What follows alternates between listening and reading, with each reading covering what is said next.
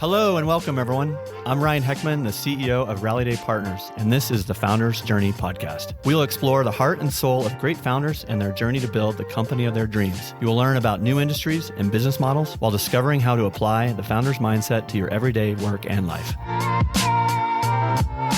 Hello, welcome to another episode of the Founders Journey podcast. I'm your host, Ryan Heckman. We have a very cool episode today. It's one that I've been looking forward to for about 3 or 4 weeks. As many of you out there know, here at Rallyday, we try really hard to serve the interests and potential our CEOs, founders, the executive teams, and it's kind of captured in our purpose statement here. And our purpose statement says, we empower leaders to go even bigger, create the most value for the most people, and share in the experience of a lifetime. The latter part of that purpose statement, sharing in the experience of a lifetime, the way we talk about that, the way we activate that is that we want to grow together at the end of the day. And when I'm, say, responsible for one of our portfolio companies, it's really fun to look 5 years out with our CEOs and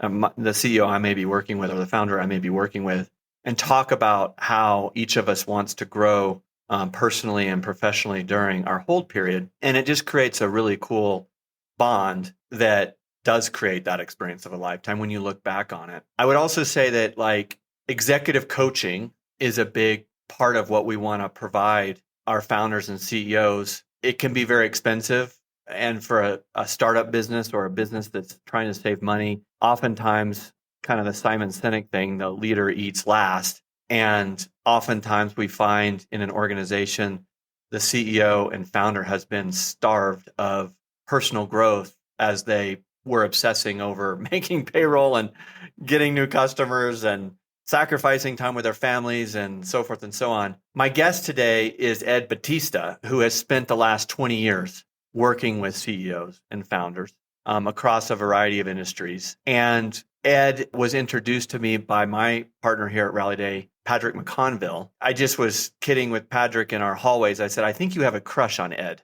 And he goes, I do have a crush on Ed. And we've been trying to get this podcast going for some time to capture Ed's magic in a bottle, so to speak. And so I'm just really excited, Ed. I'm honored that you're going to take the time. You're a very high profile executive coach out there, and that you're taking the time to enrich our community of leaders is a real privilege. So thank you for being here. Thank you for the invitation, Ryan. And I also hold Patrick in a very high regard. So the feeling's mutual, and it's really an honor to be here. Thank you. Cool. A little stat that's on Ed's website and such is he's done 9,000 hours of executive coaching. I just find that unbelievable. And you can't see Ed on this podcast, but he's got a lot of gray hair. Good news is he still has a lot of hair. The bad news, it is totally gray. It's all gray. I'm wondering if that has to do with has something to do with those 9,000 hours. It didn't help, put it that way. But I have been coaching full time since 2006, and actually have kept careful track of my hours. And I would say it really feels like a privilege to do this work. I firmly believe that this is what I was put on the planet here to do. It's so cool, and that you're getting close to the 10,000 hour rule.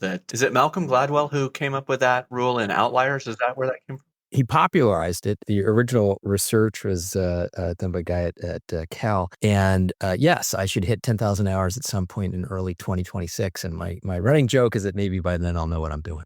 I love that.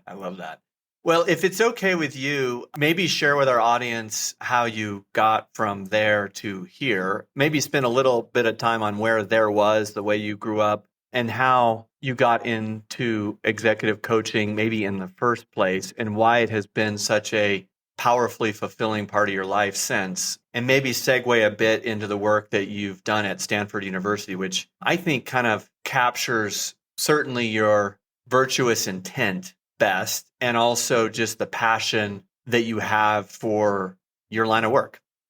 Sure, happy to. Well, so if I go way back, I was a history major in undergrad, and that led in a sort of happenstance way to a brief career as a journalist. And as a journalist, I learned that actually I was quite surprised. My wife and I moved to San Francisco in 1990, and I realized, wow, there are a lot of families really struggling, families on the streets, families in all kinds of difficulties. And that led to a career in social services, working with low-income families. And I realized that world was very behind technologically. I'm not a trained technologist, but my family always put me in a position to learn a little bit more about technology than many of the people around me.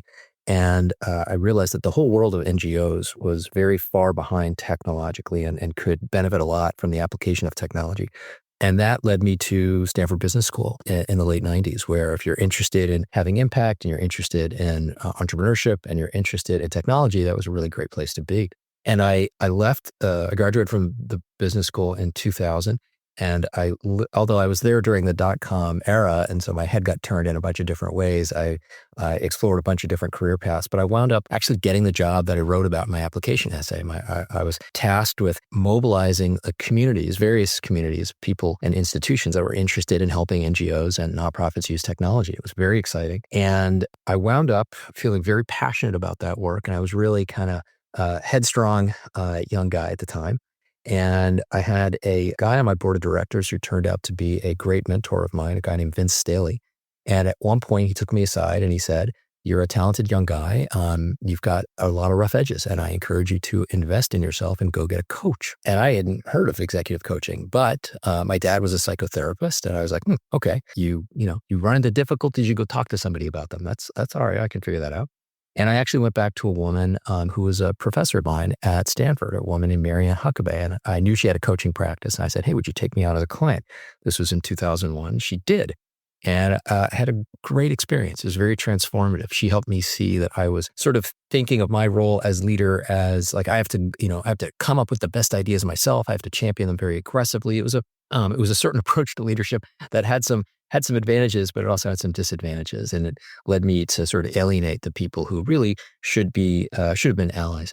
And that's what Vince was telling me in a very supportive way, not in a way that felt punitive. And fast forward a few years, I was still working in that world, the world of nonprofit technology, and I realized, wow, I've had this transformative experience as a coaching client. I've been an entrepreneur on a very small scale, helped to launch 3 organizations. I have reported to boards of directors. I've raised money and made payroll. I have a lot of empathy for what leaders are going through. And I found myself in 2005 doing some volunteer work, and we weren't calling it coaching, but it turns out that it's what I was doing. I was coaching the members of this leadership team. And I thought, what the heck? Maybe I could actually hang out a shingle and become an executive coach. And so that's what I did in 2006. I quit my last job. I had a very helpful conversation with my wife, and I said, I think I can do this. I think I can make this work. And she said, "Okay, give it your best shot." So that was almost 20 years ago. Oh my gosh, that's incredible.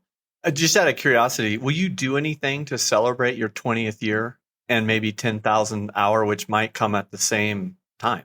Yeah, that's a great question. I will, and I'm not sure exactly what. Although I maintain an association with Stanford for many years, and I'm happy to talk more about that. I've always been a solo practitioner in my coaching practice, despite having many colleagues who I depend on quite a bit. I've still run my own business, and so in that capacity, I need to throw my own birthday parties, as I think of it. And so, yeah, I will be doing something for my 20th anniversary and my 10,000th hour of coaching, but exactly what remains to be seen. We'll see what happens. I wish I was powerful enough to somehow get all of your coaching clients together and celebrate your life's work. That would be really, really cool. It's certainly fun thinking about the many people who I've had the privilege to accompany on a portion of their journeys over the years. And I'm very humble about the role that I play. Another running joke of mine is that, I have the easy job. My clients have the hard job. All I do is talk. I just get to hang out and talk with, interesting people all day long. They actually have to go out and do the heavy lifting. Yeah, I get it. Although it's probably being a little too humble, but why don't we talk about your work at Stanford for just a second? Obviously a prestigious university, center of the universe, it's certainly from an innovation standpoint, and just such a vibrant place, also with a lot of dysfunctional leaders who probably got to places of authority and influence and power less because of their leadership skill and more likely because of some product expertise or technical expertise. And Stanford, I mean, stands on its own 2 feet in the middle of all this stuff. Tell us how you got the job. Tell us what that job was, and tell us the work that you've done there, which you shared with me just a moment ago. You are no longer at Stanford, but you were there for a long time teaching a very cool course. Tell us about that work, Ed. Well, it was largely a matter of luck. I mean, there was a lot of chance involved in my experience there. So I got my MBA there in 2000 and maintained some contact with the school. And as I began my journey as a coach, I realized that I had a couple of avenues where I could pursue various forms of training. One was what the business school operated, what they called a group facilitator training program, which helped not just alumni, other members of the community as well, develop the skills that would enable them to facilitate the groups in this course known as interpersonal dynamics, which was a course that I took in 1999. Actually took it with the woman I mentioned earlier, Marianne Huckabee, who is still my coach today, by the way. And I wound up applying to that facilitator training program, was accepted, and began facilitating groups in this course, which also put me in a position to just be available for other opportunities as they came up. The man who was another mentor of mine, a guy named David Bradford, who he didn't found interpersonal dynamics, but he really built it into the course it became. He arrived in 1968 or 1969 and taught a number of other courses, including a course called High Performance Leadership. Well, he had a PhD who was lined up to be his teaching assistant, and that person dropped out for some reason, and they were stuck. They were like, well, who the hell's going to TA this course? And somebody said, I know, call that guy Batista. He's around. I said, yes, I'll be delighted to TA for you, David. And I think they paid me $400 and covered my gas money driving down from San Francisco. And that put me in a position to do a whole bunch of other work. And I was actually invited to join the first team of in-house leadership coaches that was established at the end of 2006. So back in that era, the dean was a guy named Bob Joss.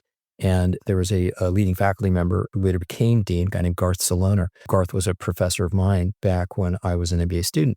And under Bob and Garth's leadership, the school wasn't, and this is, again, 20 years ago, but they were rolling out what they were calling the new curriculum, which really emphasized leadership development and experiential learning. And they recognized, hey, we can't just have a bunch of folks like lecturing from behind a podium. Like, this has to be experiential in nature. To teach leadership, you actually have to put people in a position to learn about themselves as leaders. You can't just ask them to read about it in a book. And they created a team of in-house coaches, and I was a member of that team. I took the role at the end of 2006, and then maintained a position there for the next 15 years. Ultimately, joined the faculty. I wound up teaching the course that I was facilitating for, interpersonal dynamics, which many people know as touchy-feely, which is a label that comes with some baggage, but it's what people call it. And then in 2015, I actually had the opportunity to teach my own class. And I launched a course that I called The Art of Self-Coaching.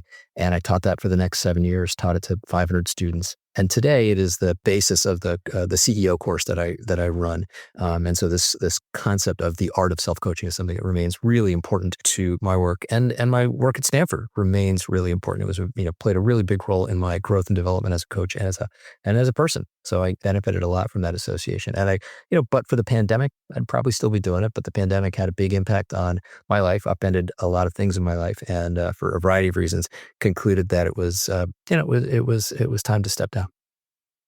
Got it. Well, that's the segue around self-coaching is sort of interesting to me. I too have had a lot of coaching over the years, and you may not know it, but I'm actually a better version of myself now than I was 10 years ago. And one of my challenges, and I share this challenge with other leaders, is just the vulnerability of really asking for feedback from people and just maybe not wanting to look in the mirror, or not wanting someone to call out something that is going to hurt your self-esteem or my confidence, or whatever that may be. When you flip it on its head, though, and kind of characterize it as an opportunity to be your own executive coach, for me that starts to seem a little more disarming and less bitey. Tell me how you came to the conclusion that self-coaching is a thing. What did you teach in so many words? And how have you applied that to leaders like me, maybe who are afraid of that damning mirror, you know? Yeah, there were so many strands that contributed to that concept. One was I had a student at the business school back in 2009, and he said, "Look, I'm going to become an entrepreneur. I'm going to be very scrappy. I'm not going to be well funded, and I've really benefited from the coaching that I received here in business school. How am I going to, how will I continue to do that on my own?" And at the time, I'd been writing about leadership development for 4 or 5 years. And I realized I actually had quite a bit of material that I could make available to him and others who might be in a position to benefit from it. So that was really the germinus that got me started thinking about this. And then as I grew and kind of continued my practice, realized that look, I play a special role in my clients' lives. I'm a unique member of their coaching team because I'm a dedicated full-time professional, but I am by no means the only member, right? My clients, most of whom are CEOs and most of whom are first-time CEOs, are relying on all sorts of people to guide themselves, but they can't rely on the kinds of development and support that they had from managers in previous positions. CEO, as you well know, Ryan, is it's a lonely job, and you often don't get a lot of feedback. Employees are not necessarily going to, speak up and volunteer feedback. Board members don't think it's their job to offer management. One of the best pieces of advice I ever got was as I was preparing for my first job after business school. A woman who was on my board of directors said, "Don't expect us to be your managers, because that's not our job." And I really took that to heart. And I see that play out over and over again with every one of my clients. If they are looking to a board of directors for management in the same way that they experienced it in a prior role, they're probably going to be disappointed, which doesn't mean they can't get feedback and guidance, but it will look different. Leaders can look to members of their family and friends for guidance and support, but those are often, well-intentioned, but not necessarily, expert sources of advice and guidance. So they're Well, they lack the context. right. And, the problems of a CEO can sound almost braggadocious to someone who's never been a CEO, Right. right? And Right. that creates a real Yeah. challenge. I get that. High class problems. It can also simply be that, friends and family of a CEO and other senior leaders, they get tired of hearing about the business. So it's often an obsession, right? A phrase that comes up a lot in my work, happy workaholics. My clients are, for the most part, happy workaholics. I am one too. And yet other people in their lives often reach a point where they say, "I don't want to talk about the business." All of which is to say that a leader doesn't rely simply on an executive coach for coaching.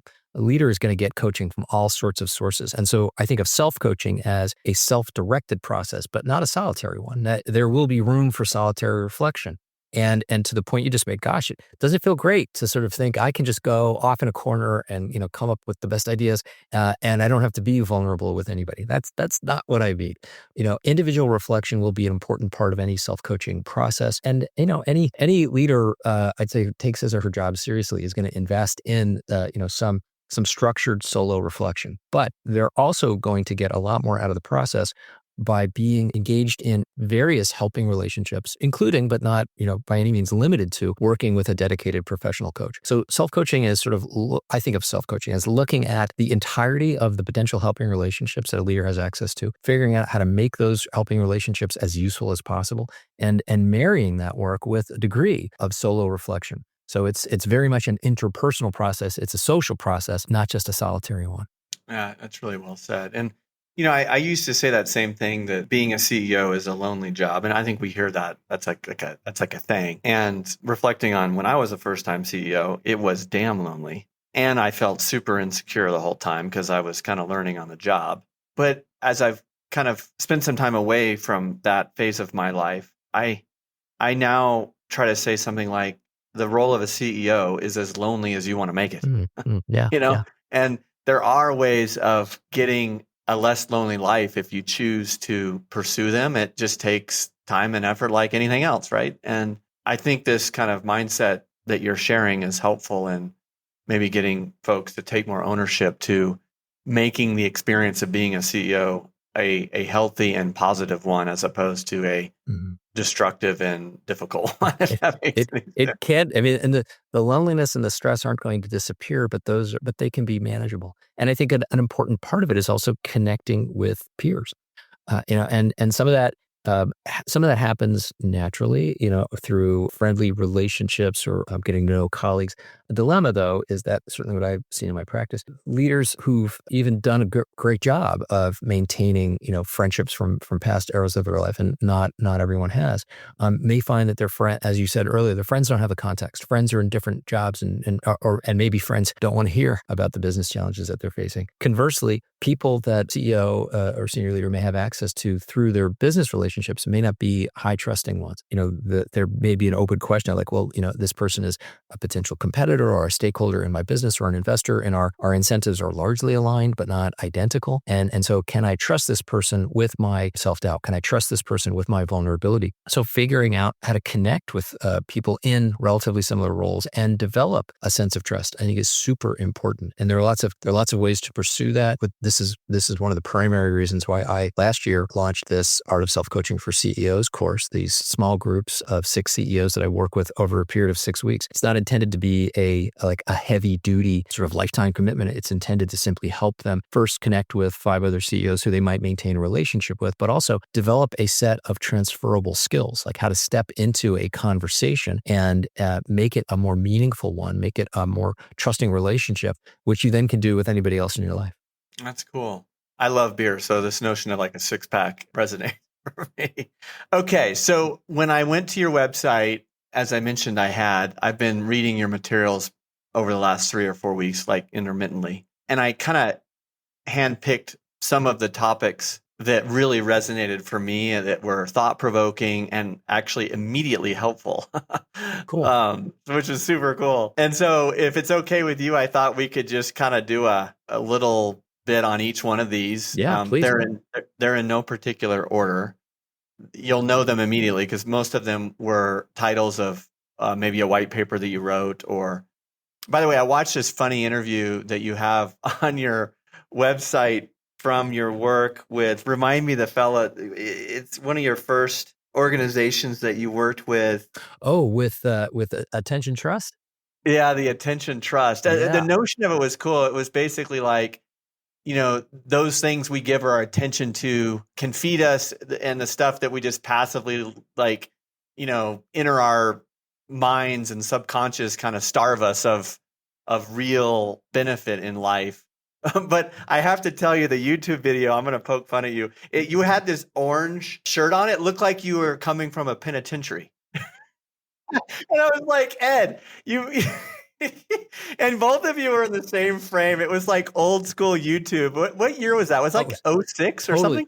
Oh, no. It was prior to that, probably was 04, maybe 05. Yeah, that was a fascinating chapter in my nonprofit technology career. There was an entrepreneur, a really forward-thinking guy named Seth Goldstein, who basically was, I'd say, one of the most original thinkers with regard to what we ultimately came to know as the attention economy.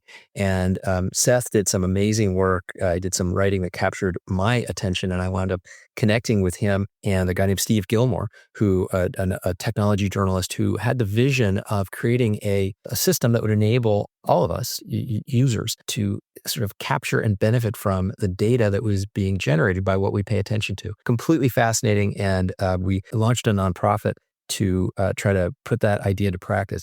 Didn't succeed. The ecosystem surrounding it was premature, but their ideas were tremendously influential. And I think we can look back over the last 20 years and see all sorts of ways in which attention data has really been a powerful force. Yeah, it was just cool to even conceptualize this notion. And I think about the world today versus then. And I mean, this has only become a more acute issue as more crap is coming in on our notifications and all over the place. Without a doubt. Yeah, it's taken a sort of perverse turn. We had a much more idealistic view of it, over 2 decades ago, for sure. Yeah.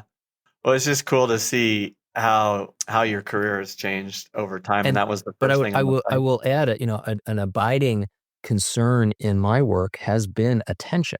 and recognizing that one of the biggest challenges a leader faces is where to consciously direct their attention, because so many crises sort of pop up, or imagined crises pop up and hijack a leader's attention. And so many people want the leader's attention. So a big theme in my work, even as a coach, even though I'm working in a very different context than I was 20 years ago with Attention Trust, is helping the leader understand, where is my attention being directed? And is it helping me accomplish my most significant strategic goals? If not, I should probably be a bit more mindful of where my attention is going and who wants it, because the leader's attention is incredibly valuable. Well, yeah, and that's a perfect segue. The first topic that I wanted to kind of do a little deeper dive on was, I think you have a paper out there called Work to Stop Doing, or it's something like that. Yeah, the work you must stop doing. Yes. Yeah, that's cool. Tell us more about that. Well, it takes a couple of forms. One is the leader. I mean, I've worked with a lot of folks who are technical experts in some capacity that has helped them ascend the leadership ladder, maybe because they launched their own company, conceptualized a venture that they wanted to sort of build a business around, or in some cases they, were able to sort of climb the ranks in a technical organization and ascend into a leadership role. In many cases, they find themselves sort of believing that they are going to continue to add value solely or primarily on the basis of their technical expertise. And for some people that continues to be true, for a long time into their career. It often also, though, can come with a lot of limitations. It doesn't necessarily scale. It's very much the case that many of the technical leaders I work with they want to continue to be sufficiently technical to maintain the respect of the technical organizations that they are now heading up, but they're probably not the most technical people. They're probably not staying in, on the cutting edge of technical developments. They're in touch with them, but they're not necessarily the expert anymore. And if they try to maintain that level of technical expertise, I mean, and again, in some case, I'm not saying this is a universal principle. In some cases, that may continue to be how they add value. In a lot of cases, though, they're going to add value by being able to manage larger groups of technical people and organize and orchestrate their collective efforts. That just, in many cases, scales up a lot more effectively. And none of this is to suggest that a leader, technical or otherwise, is going to add the greatest value solely through the process of management and delegation. There are lots of issues in which the leader is going to have to sort of roll his or her sleeves up and get very into the weeds and be quite directive. And if that's the only way that they're adding value, or the only way they believe they add value, it's going to impose a lot of limits on their ability to have impact. So some of it just involves understanding, hey, how do I add the greatest value? And is that changing? Is it changing in part because of the organizational context around me? It's also the case that leaders sometimes just, find it rewarding. There's certain kinds of work that they find it like particularly sort of, engaging or enjoyable. And I'm not suggesting that leadership has to be some kind of grind and you don't get to do the work that you do find enjoyable. I think being able to continue to carve out some time and space for work that you do find personally fulfilling, that's valid. But it's probably also the case that, again, you're not adding the greatest value simply by doing work that you enjoy. And so are you able to recognize are you able to put some limits on the work that you find yourself compelled to do or that you find enjoyable? And again, legitimizing the idea that a leader's work, it's legitimate for a leader to feel a sense of intrinsic fulfillment and satisfaction in that work. But just recognizing that as the company grows, as the context changes, how a leader adds value is likely to change. Yeah, we have a framework not dissimilar from what you're describing, where it's individual contributor does really good work in their capacity, whatever that may be. They get promoted to becoming a leader. And then someday in their career, if they're a great leader, they become a leader of leaders, which is a wholly different role altogether. But that shift from individual contributor to leader is oftentimes very difficult, in part because we get our sense of validation and identity even by the work that we actually do. And when you're a leader, you don't get to go home at night and go through a list of all the stuff that you put your hands on and got done. You have to somehow shift to finding fulfillment and identity by the masterful work of your followers. And so your bedtime consciousness is around smiling at the mastery of other people instead of yourself. And that can be kind of, I guess, diminishing, or it can be maybe marginalize the way you think about what you actually do. Do you find that leaders struggle with that step between individual contributor and leader? Absolutely. And it can show up in a lot of different ways. The body of work here that really is relevant is research by a guy named David McClelland. He was a psychologist, taught at Harvard for decades, one of the most eminent psychologists from the 20th century, but he's kind of forgotten these days, unfortunately. He had this really, I think, comprehensive and useful theory called the motivational needs theory. The idea that people are driven by three different needs: need for achievement, need for power, and need for affiliation. The need for achievement is this idea that, hey, I'm gonna do something better than other people. I'm gonna show how capable I am personally. Need for power is the desire to have control and influence over others, and therefore have impact in the world through them. And need for affiliation is a desire to have, warm, friendly, emotional relationships with people. And what McClelland's research found is that the most successful leaders have a relatively high need for power, relatively low need for affiliation, and high impulse control. So the relatively high need for power and emphasis on the relative, and the relatively low need for affiliation meant that leaders are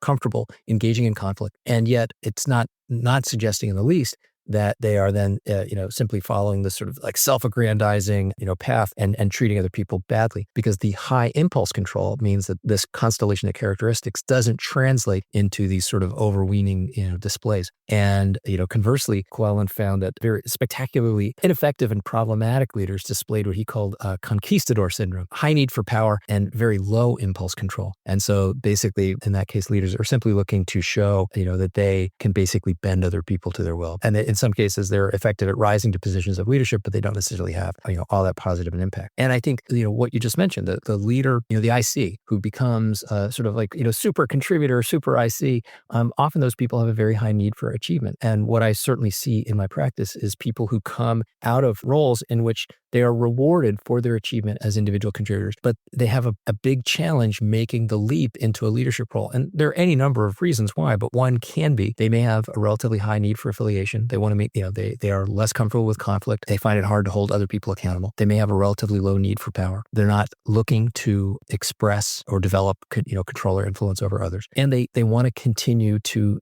to sort of demonstrate their value on the basis of their personal achievement, which tends not to scale. One specific context where we see this quite a bit is sales. It's very much the case that, the very best salesperson often struggles as a sales leader, and there's some very tactical reasons. Maybe they're just, they're not good at documenting their process. They're not good at teaching others. And so they don't have the ability to, to create a sales organization. But, so I certainly, I see, I have had clients who identified, their top salesperson and thought, oh gosh, I'm obligated to promote this person into a sales leadership role. And that person may or may not actually succeed, because just being an excellent salesperson doesn't necessarily translate into sales leadership. So that's just one example of this. Well, and you can find that. I mean, look at sports. I mean, like, sure, how many NFL coaches were MVPs of Super Bowls? I mean, I don't know if it's zero, but I'm hard pressed to think of it. I can't think. Bill Belichick was not running touchdowns or throwing passes as an NFL player. And I think there is something to that, at least in my own athletic background. Anytime hotshot skier would become a coach, it rarely ended well. Most of the time, the best coaches were those who enjoyed other people winning. And that typically isn't the characteristic of an athlete who likes to win. So it's just a very different kind of demeanor and temperament. Absolutely. And absolutely relevant to my own experience. I learned a lot in my career as a leader, but I had to work my butt off to be, I would say essentially rate myself as mediocre. I worked really hard and I was an okay leader. And I value that experience though, because it gave me tremendous empathy for the challenges that leaders face. And it now enabled me to be, I'd like to think, a world-class coach, not because I was some kind of world-class leader who's then, telling my clients, well, here's my playbook. Not at all. But I do have enough of a basis of experience to really understand and empathize with what my clients are going through. So I think your point applies not only to athletics, but very much also to business. Yeah. And these are kind of all cousins of one another. But the next one, so if the first kind of thing we just talked about was the shift from individual contributor to leader, the second topic is sort of perversely related, and I'd characterize it like this. A lot of entrepreneurs and founders start their companies because they do not want to work for somebody, or they felt maybe even claustrophobic by a bureaucracy and maybe just a little bit of chip on their shoulder, like, oh, I can do this better than that boss or that person or whatever. And so they like the freedom of expression and kind of being their own boss, so to speak. And inevitably, in the companies that we are invested in, structure becomes a conversation.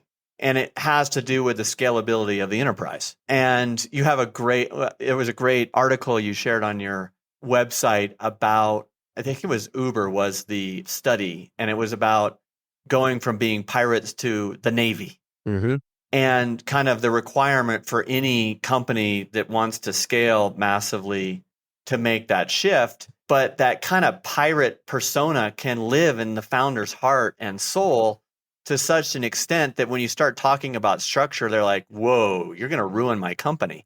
Tell us a little bit about how you frame the need and the opportunity, maybe is a better word, of structure in a growing business to a founder who may want structure like a root canal. Oh yeah, that's a huge topic that comes up in my practice all the time. So yeah, the piece I wrote was called "Pirates in the Navy," and it draws on an interview that my friend Tim Sullivan, who used to be the editor at HBR, conducted with Reid Hoffman. And so the metaphor is original with Reid. He basically says, look, most entrepreneurs are pirates in some sense. And by pirates, he doesn't mean like, cutthroats, but rather rule breakers, pirates who resist, structure. And the dilemma that Reid Hoffman highlights is that doesn't scale because there's no such thing as a pirate fleet, right? You may have a handful of pirate ships that sort of, join forces briefly, but basically like you got a pirate ship and it's run by one pirate captain, and that doesn't scale up. To operate across, hundreds and thousands or tens of thousands of employees to operate at a global scale, there needs to be some degree of coordination and some kind of structure. Now, a related piece that comes up a lot in my practice that I share with a lot of my clients is what I call the judicious imposition of structure. Because, to your point, yes, most entrepreneurs have a touch of the pirate in them. They resist constraints. And this is part of what makes them brilliant at what they do. They don't want to be working for somebody else. They want to, and they look at an industry or they look at a business or a service and think, well, why is it done this way? Why can't we do it differently? And so they break the rules. And this is not to suggest that they should then, start piling on all kinds of unnecessary structure. It's very important that startups operate with a minimum of structure to allow, the last thing you want to hear in a startup is somebody saying, well, that's not my job. That would be anathema to, most of my clients who are operating at that scale. But inevitably, there's a need for some degree of structure. A very common challenge that emerges in my clients' businesses is, below a certain number of people, essentially there's really not a designated leadership team, right? When we're talking very early stage, small scale startups, it's almost like whoever's in the room is going to be a part of the conversation. And yet, beyond a certain point, first, the numbers are just, you get too big, but there's also the individual ability to contribute to a conversation and make strategic decisions about the direction of the business. It begins to vary quite widely. So you have some people who have a lot to add and contribute. You have other people who really don't. And so the leader has to begin to designate an executive team, right? The emergence of an executive team from the sort of, chaotic mass of all the people who are participating in leadership discussions at a small scale early stage. That's a tough transition for a lot of startup leaders and clients that I work with, in part because they resent hierarchy. They don't want an overly structured bureaucracy. That's the last thing they want. And I completely support that. And what I've seen countless times in my clients' companies is the necessity of some degree of structure, that word again, that helps determine, do we have the right people in the room for this conversation? Do we have the right information at our disposal? Are the people who are, involved in this group the right people to be making this decision? And in the absence of that, if we have too many people or the wrong people, we're really going to struggle. So I work with clients quite a bit through, again, this judicious imposition of structure, putting just enough structure in place that ensures that we have the right people and that they're paying attention to the right things at the right time. It's so funny. When I was CEO, I had a predecessor. He became my business partner, and he was a doctor. And he asked me to run basically operations for him. He was going to run the doctor side. I was going to do the quote unquote business side.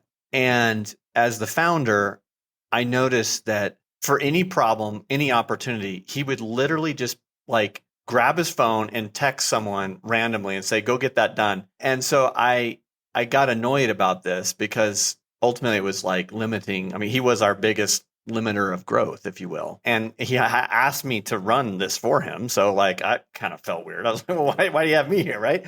And so I said, well, let's lay out your org chart. His org chart was basically a circle with his name in the middle of the circle. And then there were about 37 spokes that went outside the circle like a sun. And we got to those spokes because I said, okay, let's look at your phone log. Let's look at who you called or texted today. And there were 37 people, different people that he had all contacted. And it was only like 2 p.m. So this was like from 8 to 2. And I was like, that looks exhausting to me. And I had this reflection when I read this line on your website. It says, structure creates freedom. Tell me about that, because that's a great message. And those words typically don't go together. Yeah, I agree. I also think of it as leaders resist structure. Leaders also resist constraints, just as the example you mentioned. And yet, constraints are freedom, right? We have to accept certain constraints in order for us to sort of simplify and clarify decision making, and make it easier for other people to do the same. And again, I'm not talking about unnecessary bureaucracy, right? The judicious imposition of structure is what matters here. If organizations layer on too much structure or if too many constraints, become imposed upon a leader, well, the leader's going to resent and resist that appropriately. But if the leader only resents and resists that, they're actually going to inhibit the growth of the business. I have another related piece. It's called When Leaders Break Glass, and the leader who only breaks glass in case of emergency, the leader who essentially says, we don't have any established processes and procedures, I'm just going to do whatever I think is most urgent or important at the moment, ultimately slows down the growth of the business because everyone else winds up waiting to figure out, well, what's the leader going to do? I don't want to necessarily take initiative. I'm just going to get countermanded. So, I'll let this other person decide. The converse is also a challenge, right? The leader who never breaks glass. A leader has to know, hey, this is a time to break glass, and here's how I do it. And I hopefully do it in a way that doesn't create unnecessary damage. But, the leader's got to figure out, hey, here's how to break glass, and here's maybe when I should refrain from breaking glass. So finding the right balance. This is also related to a topic that came up. It was kind of there was a surge in interest in kind of this sort of general space in response to a really thoughtful and I think thought-provoking essay by Paul Graham, the founder of Y Combinator, on what he called founder mode, and the idea that that it's essentially that founders get hamstrung by unnecessary layers of management, which I completely agree with. But the dilemma and the issue I take with what Graham is saying here is that he says the antithesis of founder mode is manager mode, and that's a bad thing. And I think the problem with that is that it disparages management, which doesn't have to be a dirty word. The idea that the founder should just be in the weeds all the time and, never tolerate any degree of process around him or her. I think first it's a recipe for the leader overwhelm, right? It's a recipe for the leader thinking I alone can, save this business. It also, prevents other people from growing and stepping up into positions of responsibility. So I think that, rather than sort of disparage manager mode, and I certainly agree that there are times when founders need to break glass and get in the weeds. I'd rather just say, well, let's just rehabilitate the concept of management. Management, it doesn't have to be a dirty word. And we're all aware, I certainly am, of large companies, and they don't even have to be that big, but companies that have grown beyond a kind of useful dynamism and have layered on all sorts of unnecessary, bureaucracies, procedures that get in the way, that actually that stifle initiative, that prevent people from doing their best work. I'm not in the least suggesting that we should be supporting that by saying, hey, let's rehabilitate the concept of management. It's so well said. When I read that article, I was thinking about the difference between Jack Sparrow from Pirates of the Caribbean and, depending upon your age, either Captain Kirk or Jean-Luc Picard on the USS Enterprise on Star Trek, and just like how they just showed up so different. And part of me says, I kind of want to still be Jack Sparrow. It looks like a hell of a lot more fun, but there's also some coolness Captain Kirk had, right? Like that is also appealing. And maybe the trick is to know which is best for the business that you're in and the phase of growth that it's in. And I do think that every CEO and founder is both entitled and it's necessary to be Jack Sparrow every once in a while. I think it keeps the business fun and lively and vibrant, and nobody wants to work for a boring guy or gal, right? Like you want to be swashbuckling sometimes, and it's kind of fun. Yeah, if you can't break glass, right? If you can't rise to the moment and throw off the constraints that that you see the business operating under, you're gonna underperform. But if you only break glass, if you're Jack Sparrow all day, every day, it's unclear to me what your opportunities to scale are. Well, you only have to look at Johnny Depp as a person today to know what happens when you do that too much, maybe. Well, it's a good segue into another cool, I guess, paradigm or framework that you've laid out for all of us to consume. And it's this distinction between force and power. That one really hit me. Talk about how you discovered this and maybe the circumstance and why you felt compelled to bring it to such relief and prominence in your coaching.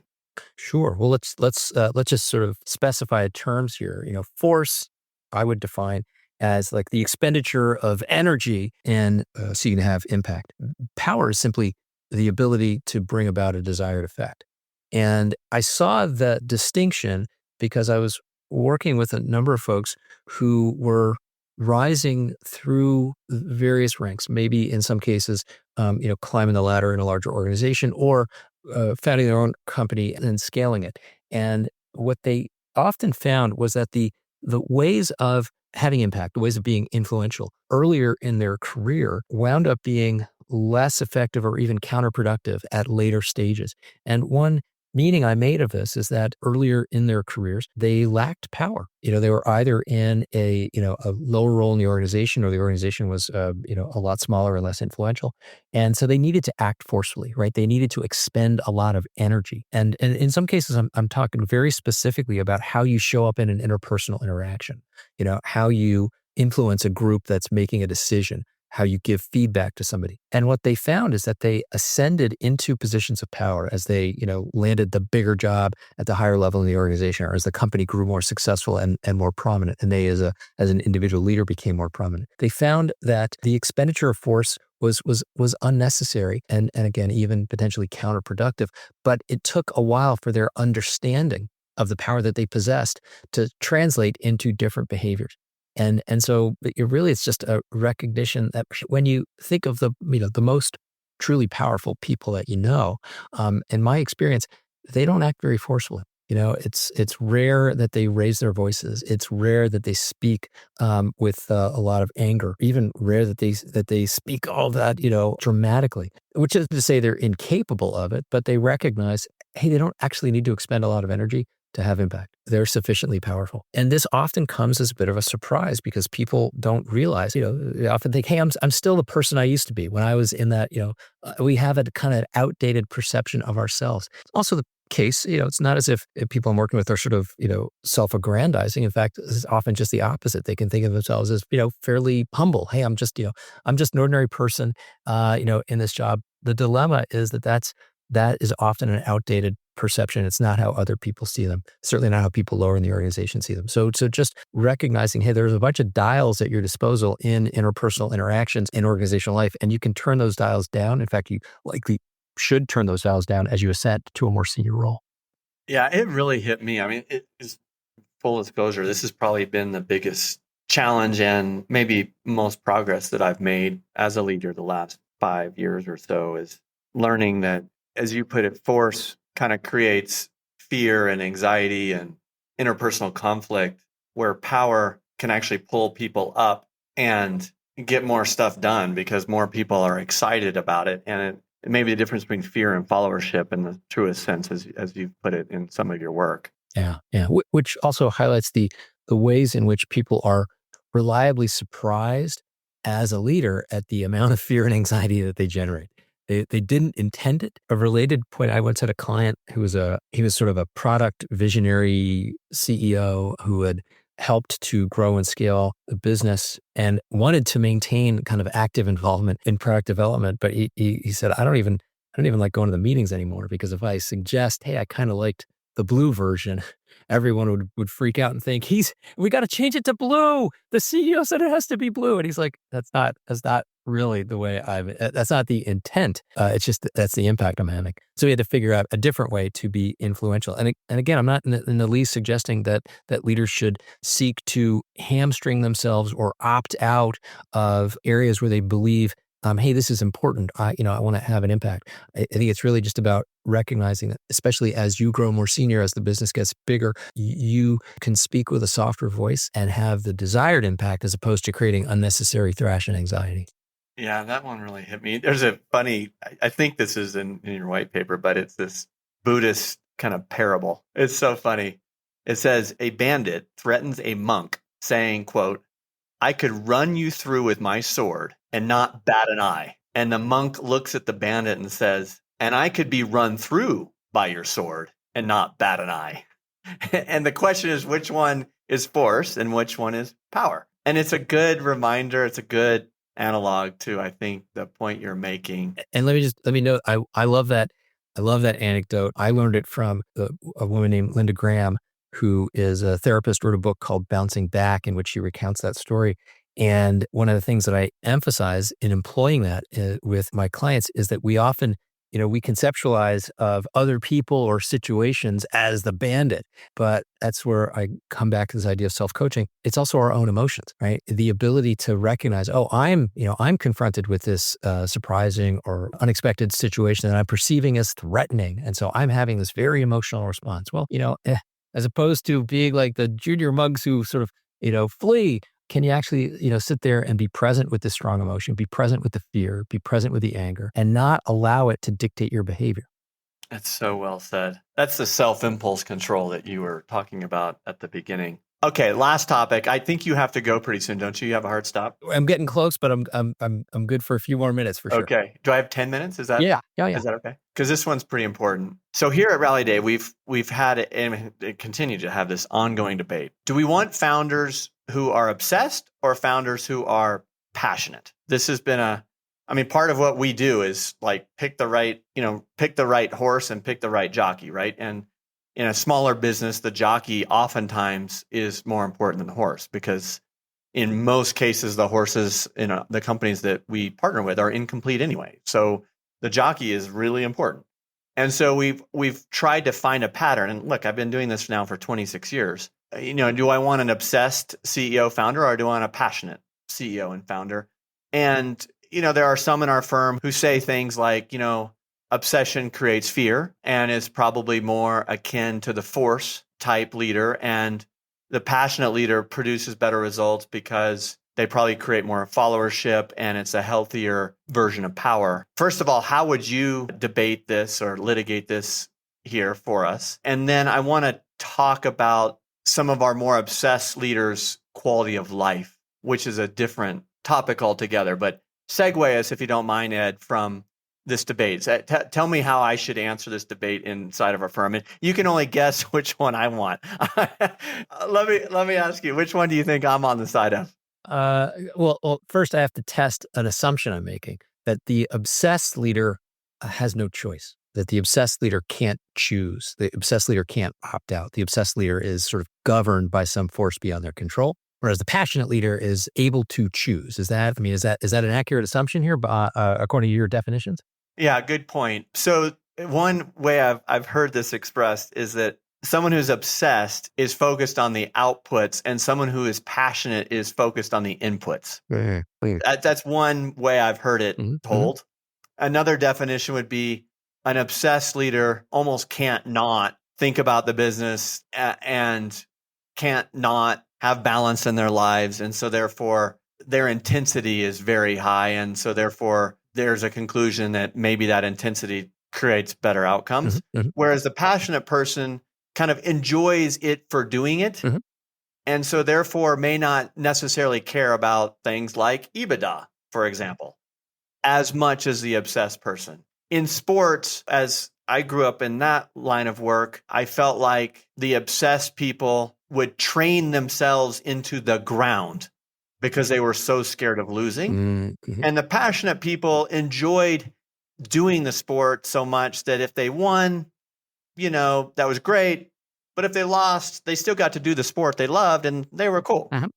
So that's kind of how I've definitionally contextualize these, but is that helpful A or? very helpful context. And I guess, so I'm going to give you a very coachy answer, which is it depends, right? And Come on, Ed, you can't say I that. sure can. I'll add, I'm very pragmatic. I'm not an idealist, right? Ultimately, like what matters is that my clients win by the definition of their choosing. And so if the focus is on the output, right? If the focus is on the goal, then, I'm here to assist them in that process. Winning, there's a lot of reasons to win. Winning beats losing, so let's go win. That said, I'm also keenly aware that an obsession with winning can have all sorts of, negative byproducts, negative consequences. So, it depends.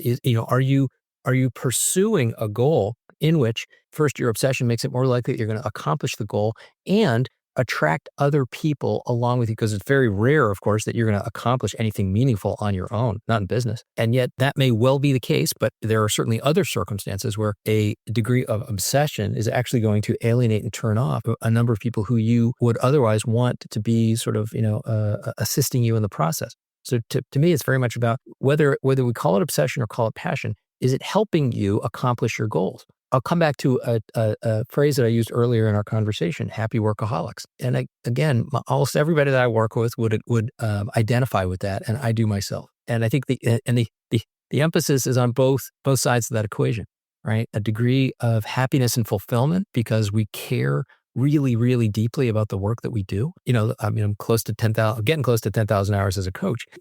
Do the math. That means I do quite a bit of coaching each and every day. And in part just because I love it. Like I find a tremendous amount of fulfillment in the experience. And so it's not like I'm just grinding myself and I'm like, oh God, here I have to have another coaching conversation. No, I'm overjoyed. I wake up every morning and I'm just delighted and have to pinch myself and I get to do what I do. But the happy workaholic may not want a balanced life, and yet he or she needs some boundaries, right? The happy workaholic is going to have to be able to shut off this internal drive and put the business off to the side, be present with other people in his or her life, engage in other pursuits. Where I see this go off the rails and perhaps where a degree of obsession can become counterproductive is the leader who's unable to stop thinking about the business to the extent that, he or she is working on it right up until the moment that they go to sleep. And then what often happens is they wake up at 2 or 3 in the morning because their brain is continuing to chew on the puzzle that is the business. And, you can do that a couple days in a row.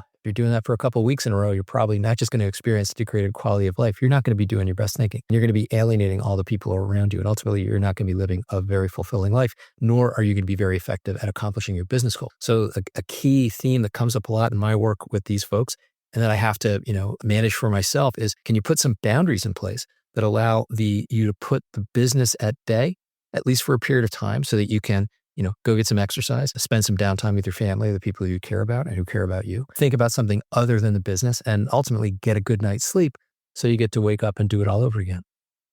Yeah. I mean, when I was a CEO, I had this debate with my executive coach, and she said, Ryan, part of your job as the leader is to get people to willingly pursue your goals. And she said, the best way I can describe this is if you're on a date, do you think that your date wants you to be obsessed or passionate? I was like, okay, well, that makes me feel kind of creepy.